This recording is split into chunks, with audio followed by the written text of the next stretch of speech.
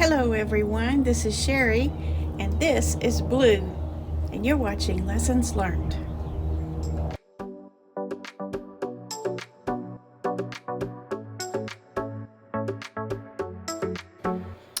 Welcome to episode 2 of the Batik Boho Throw. Today we're going to start on our petals, our flower petals. And these are some of the first ones I've chosen. These are some scraps that I have from another project. And then these are some fat quarters.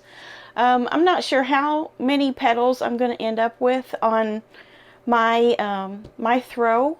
But I'm just going to make quite a few to start. And I'm going to show you how to do those. But first I'm going to iron out all of these fabrics.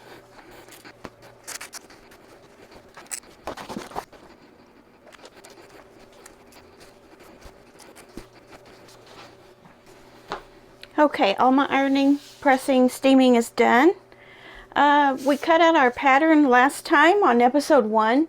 If you didn't see how to do that, go back and watch episode 1 and you'll see how to get a natural looking petal out of a piece of cardboard. You can also use some plastic template material or anything else that's stiff enough to hold the shape while you trace around it.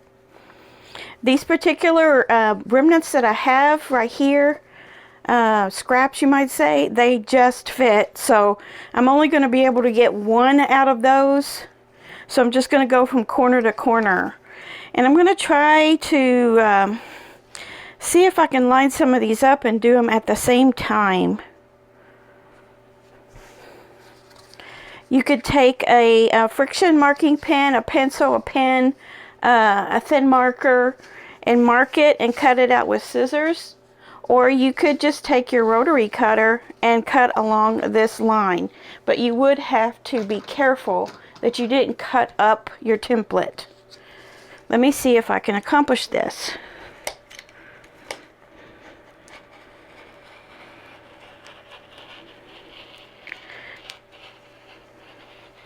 You definitely have to go slow. My cardboard isn't super thick. It's a 10 by 10 out of a, what do you call those?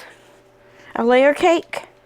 So it's a thin piece of cardboard. So I'm having to be extra careful not to cut into the cardboard. But since it's a natural shape, if you do run into your template and cut into it, maybe shave a tiny little bit off of it, it's not going to hurt anything. Just over time you might lose more and more of the width of your petal. So there we go. So I'm going to go ahead and cut out quite a few more of these. After that I'll show you the next step in creating our finished petals.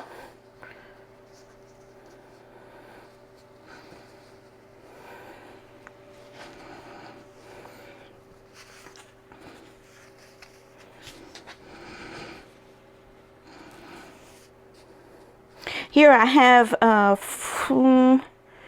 three pieces of fabric, and as long as my corners all match up and I check down here to see that they're all under the template, I can go ahead and cut.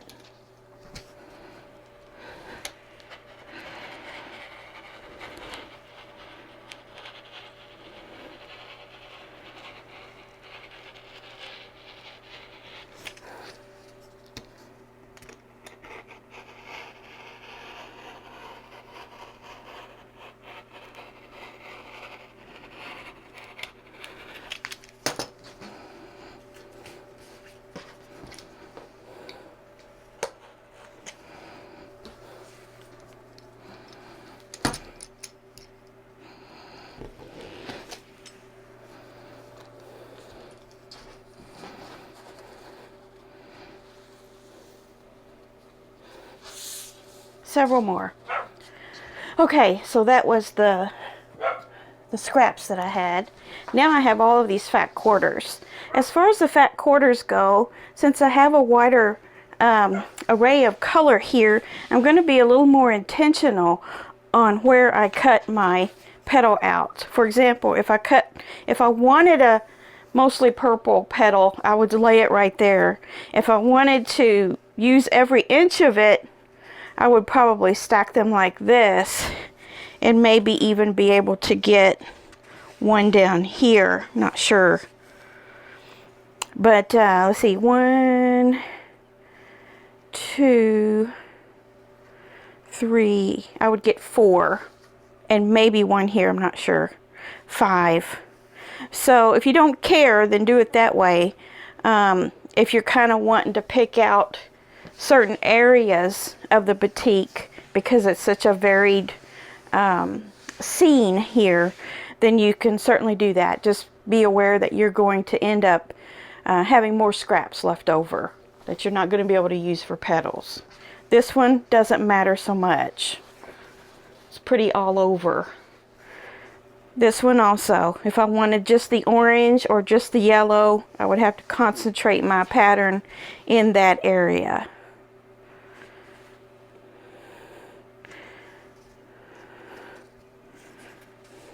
Might be able to get 4 out of this. I'm trying to think if there's an easy way to do one of these so you can cut.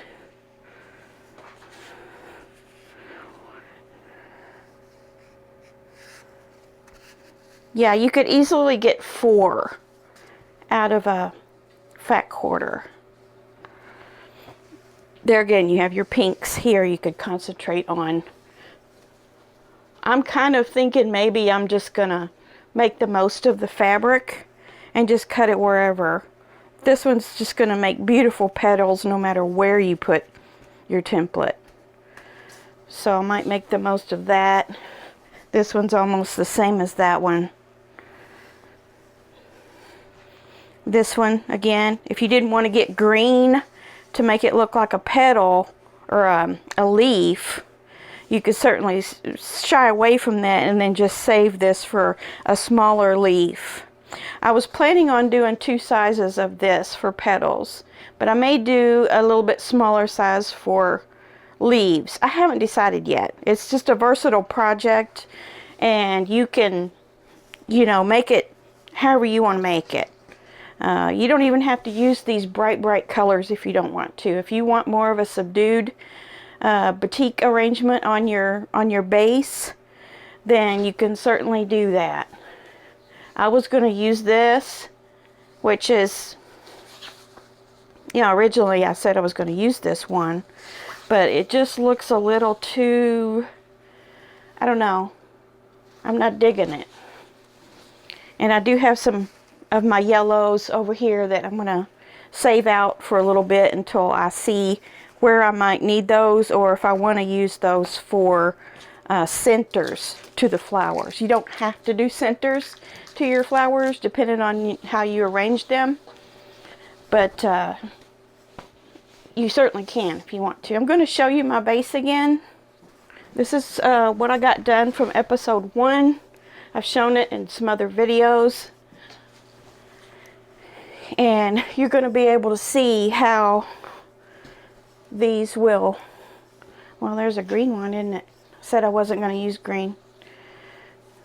You can kind of see how it's going to lay out on there. Okay, so you can kind of have that in mind. There's different ways that you can lay them out on here, and we'll talk about that in a minute. If you don't have this done yet, go back to episode 1 and watch it and see how you make this. 6.5 inch squares, 81 squares, 9 by 9. They finish at 6 inches.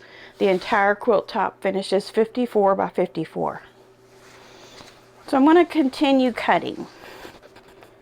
I'm going to try to cut 3 layers here.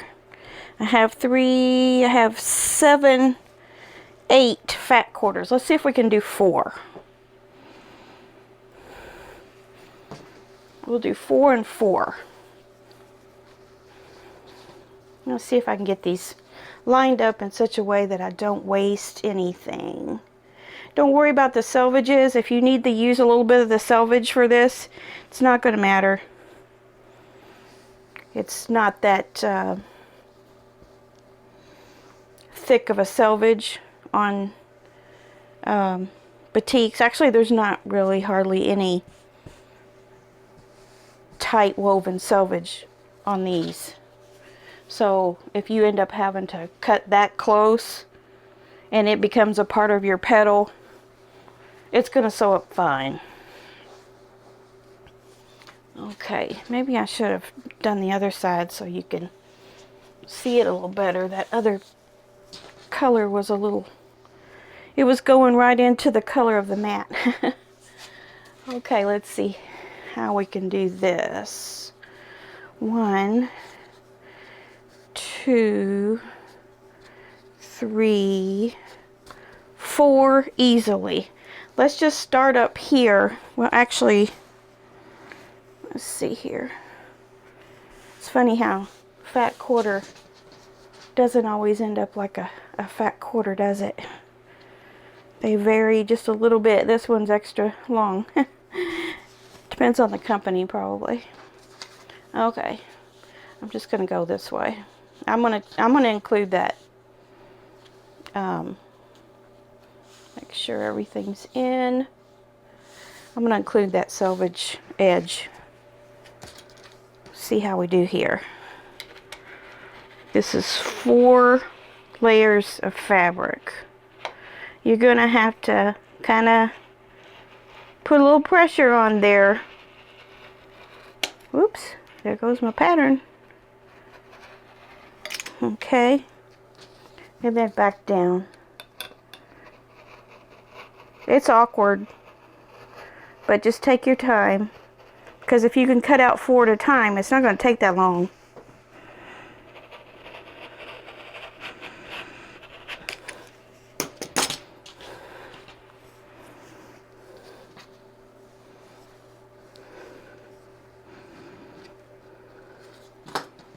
There we go.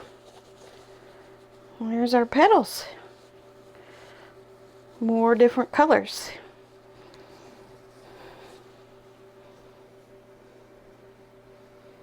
Okay. Let's do some more. Just kind of watch your edges, because this third piece down is a little bit lower on this top end. And then when we get done, we'll see if we have enough to do something down here. I don't think we're going to have room to, so at least I'm getting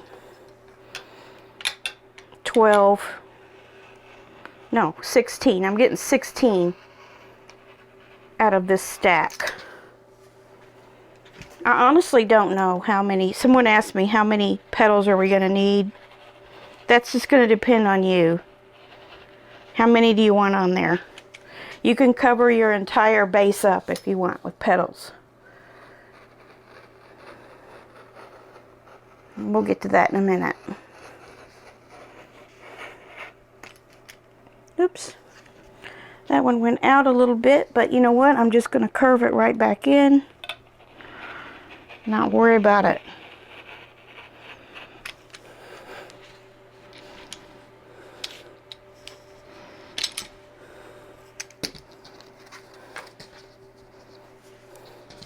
Didn't quite cut. Try this again.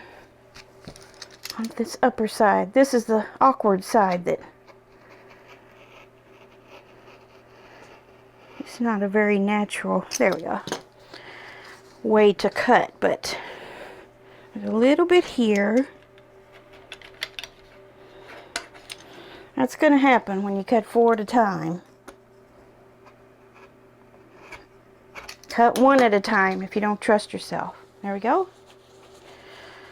4 more. You can see how that one come out with a lot of pink and this one came out with orange.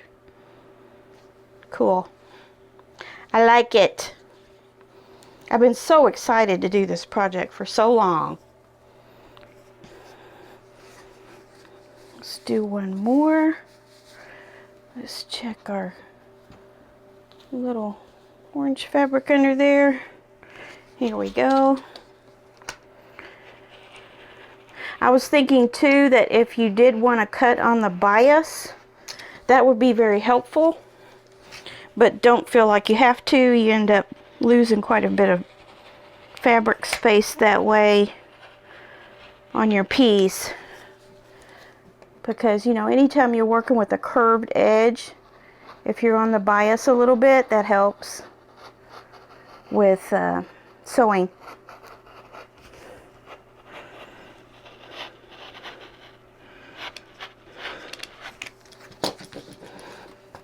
Did I get it? Just a little bit at the top.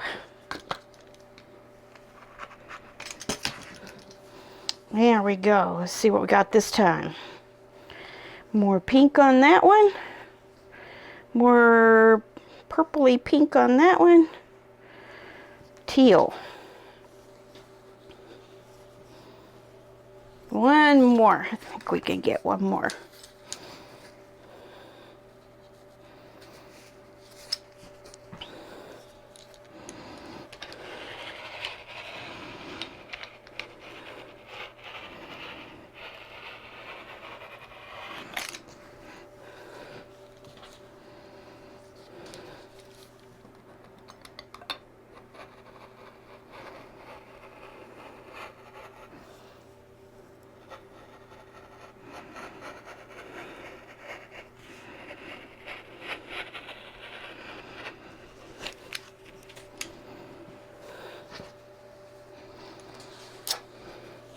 Still got some nice scraps left for other projects. Ooh, look at that one. So pretty. And see how these two squares of fabric, the fat quarters, they had all the same colors in them, but they look totally different because of where they were cut from. And there's a teal one with just a turquoise in there as well. So there we go. Exciting. So I'm going to see how far this goes on my base. Okay. I'm going to take my base and fold it in fourths. And see how many I can get on a fourth of it. Hopefully you can see this good. I think I'll go from, let's go from this middle. Just nice and straight here. Okay. I think I'll move the camera up a little bit so you can see. Okay, that's going to give you a little more idea of what I'm doing. Okay, so if you laid your petals out like this,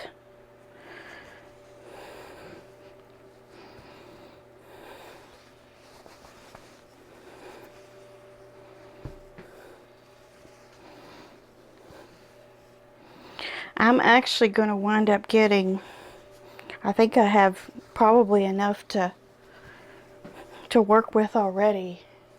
So see how that's going to go together? And you can just keep pulling these out.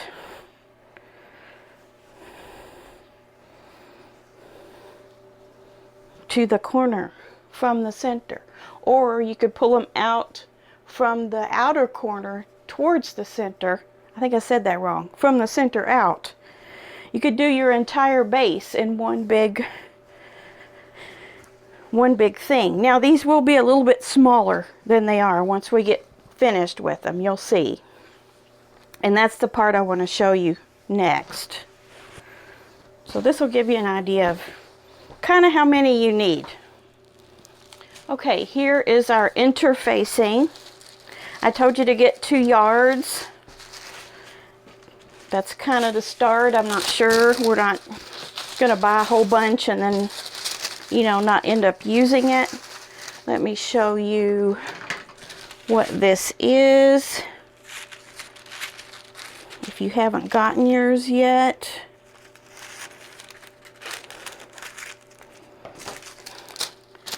It is Pelon Fusible Featherweight, and I think I told you to get featherweight. I told you to get lightweight or medium weight. So if you've got any anything like this in your stuff already, you just use what you have. It doesn't really matter a whole lot. You just don't want it to be super heavy. Okay, so what you're going to do is you're going to take your pattern simply and cut a petal out from your template. And there again, you can just do it like this. And yes, I know I'm probably dulling my blade, but it's almost time to change again anyway. Okay, let's go down through here.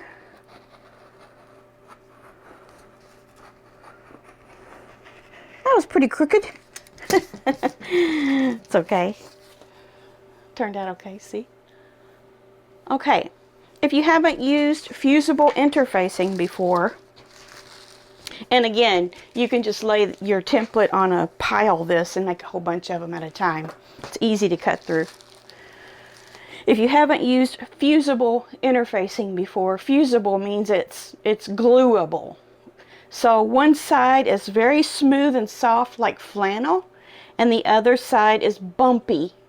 And those bumps are little dots of glue. I mean, it doesn't feel sticky, but it's activated by heat. So you want to keep this, for now, very far away from your iron, because you won't need to iron this on until you're getting ready to lay them on your quilt base. Okay, so what you're going to do, and I'll go over here and do this with one of them. Let's do a pretty one. Let's do this one. I think that's my fave. You're just gonna, you know, there's no right or wrong side to batik usually. You can look at it and kind of see there might be a side that's a little more vivid than the other. But typically, I mean, this is dyed fabric. It's going to get dyed all the way through, so it's not woven or stamped on. So anyway, take your bumpy side and put it on the inside. Okay? And we're going to sew around this. And you're going to sew all the way around. You don't need to leave an opening. And I'll show you why in a second. So let me go sew this one. I'll be right back. Okay, now there's a couple of things you're going to be doing with this. Remember, keep this away from your iron. First of all, hopefully you have a pair of pinking shears. If you don't, it's okay. You might want to, I did a 1/4 inch with my 1/4 inch foot all the way around. Okay. At least cut this off. That'll help. And then you might want to trim down a little bit. So I'm going to take half of this off with my pinking shears. I'm sure this is not good for my pinking shears to be going through interfacing, but I've used them like this for years. I've never had to sharpen them. You don't use your pinking shears all that often. I don't. Use them quite a bit in, you know, clothing, sewing patterns and stuff like that, to reduce bulk in your seams. I don't use them too much in crafts, honestly. Okay, that's one step. The next step is to make sure you get this apart like this. And we're going to cut something, so you want to make sure that you don't get your fabric in your cut. So take your old scissors and make a little cut like this. Little slash. Then stick your scissors in that slash and cut a couple more inches. Now you will be able to turn it carefully. This interfacing is like paper, so you can't tug on it too hard. Okay, just kind of lightly, just kind of act like you're dealing with a tissue or Kleenex, you know. It's that soft. Let me get something to poke my ends through. I have an orange wood stick that you use for your fingernails, but there again, you need to very gently push these through. If you have a plastic turner that's used in quilting, which I used to have, I can't find it. I think I probably used it for something else and it's gone missing. Okay, something like that. It doesn't have to be perfect, because you know, petals in nature are not perfect. They kind of have their own, you know, jagged shapes and imperfections. So you can kind of roll it like I was doing there. Okay, I'm going to gently poke this out. There we go. I really need to order me another plastic one. You can poke through with plastic too, don't get me wrong. You can accidentally bust through anything fabric related with plastic or wood or whatever. So the temptation is so large to want to go and iron this, but don't do it. Do not do it. It will stick to whatever you're ironing, your ironing board or your wool mat or whatever it is. It's gonna stick to it, and we need this stick-to-itiveness for our quilt. So there is the first petal that I've made for my quilt. Now I'm thinking of going over to the machine and just barely edge top stitching this. Not sure. I think I'm going to make a few more first before I decide. And you could certainly put any sort of decorative stitches on this first. It would be easier to handle like this than it would be already stuck to your base. I wouldn't do veining unless you wanted that look. The veining kind of looks more like a leaf. Now if you do wind up doing some green leaves, petals like this, but leaves, certainly do the veining. That would be really cool. So I'm not sure. I'm still thinking a little bit about mine, what I want to do. But that will be enough for this episode. And just so you can see, there's my first petal. This will get ironed down to this, which will hold it in place while we attach it. Okay, so you'll be able to arrange all of your petals the way you want. They'll be tacked down with the fusible interfacing and maybe a few pins if you feel a little bit insecure about it. And you'll be able to easily decorate your base with these however you want. So be thinking about that. What do you want to do? Do you want to do a bunch coming from each corner? Do you want to do one semicircle around one side? Do you want to do one right from the center and just have it burst open? That would be cool. Let me see how that would look. Let's pretend that this is the entire thing.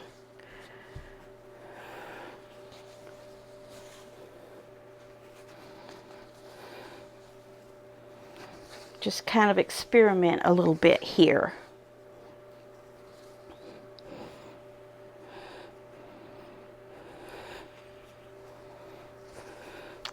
Okay, you could do that. You could put your, you make a round one of these. This is exactly how we did this. Make a round one. Just take a round. You could freehand it, or, you know, sometimes I see them kind of flattish. Or diamond, kind of a half diamond shape or something. You know, that's how they look in nature. So then you could take some more and keep them going out. Get down to some of these really pretty ones. I might do something like this. I saw another similar of this pattern on Pinterest last night, and they did theirs from the center. And I thought it was just fabulous. So I may do that, because it's not a very big quilt. It's 54 by 54. So, you know, if you want to make a big statement on a small quilt, this is the way to do it. So have fun with it, guys. Try this method out of applique that we're going to, and now next week, or the next time I make a video, episode 3, we'll be positioning these on here. Feel free to go ahead if you feel brave enough to do it. No problem. And then we'll get into the finishing steps with the quilting and the binding and all that good stuff. And look, I've got scraps for binding. Yeah, I think I can make a scrappy binding. What are you going to do? Or will you make a gray and white one or a black one? The options are endless. Okay, enjoy, guys. If you have any questions, leave them in the comments or send me an email at lessonslearnt2021@gmail.com. And I look forward to seeing you soon on episode 3.